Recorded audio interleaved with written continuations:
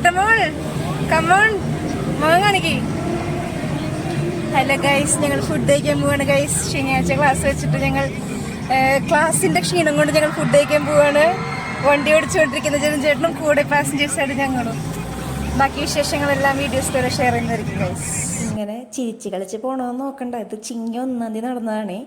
നല്ലൊരു മുട്ടൻ പണിയാണ് കിട്ടിയത്. ആ പണി എന്താണെന്നുള്ളത് ഇപ്പോൾ ഈ പുറകെ വരുന്ന ക്ലിപ്സിലൂടെ കാണാനായിട്ട് പറ്റും. ചിങ്ങ 1-ാം തീയതിയാണ്. നല്ല ദിവസമായിരുന്നു കേട്ടോ, അടിപൊളിയായിരുന്നു.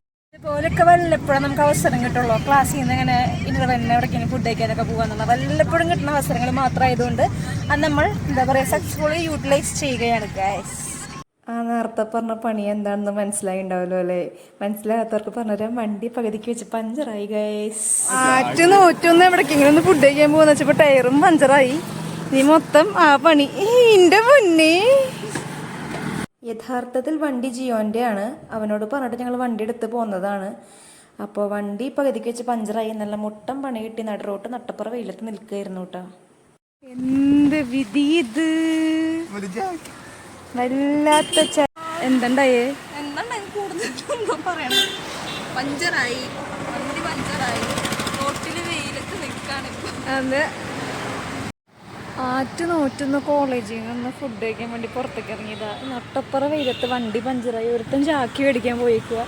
ഞങ്ങളത് ഇവിടെ വെറുതെ നിൽക്കും. ഞങ്ങൾക്ക് എന്താ ചെയ്യേണ്ടതെന്നും കൂടെ അറിഞ്ഞൂടാ.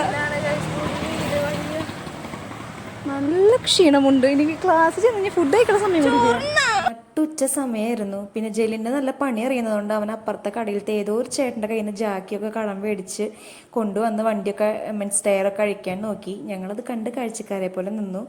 പിന്നെ ജിയോൻ്റെ വണ്ടിയാണല്ലോ, അപ്പോൾ അവന് ടെൻഷനായി ഞങ്ങൾക്ക് എന്തെങ്കിലും പറ്റിയെന്ന് വെച്ചിട്ട്. അപ്പോൾ അവൻ വേഗം അനീറ്റയുടെ വണ്ടി എടുത്ത് വന്നു. എന്നിട്ട് ഞങ്ങളോട് പറഞ്ഞു നേരെ അതിൽ കയറി വീട്ടിലേക്കല്ല കോളേജിലേക്ക് പോകാം, അവന്മാർ വണ്ടി റെഡിയാക്കിയിട്ട് നേരിട്ട് വന്നോളാന്ന്.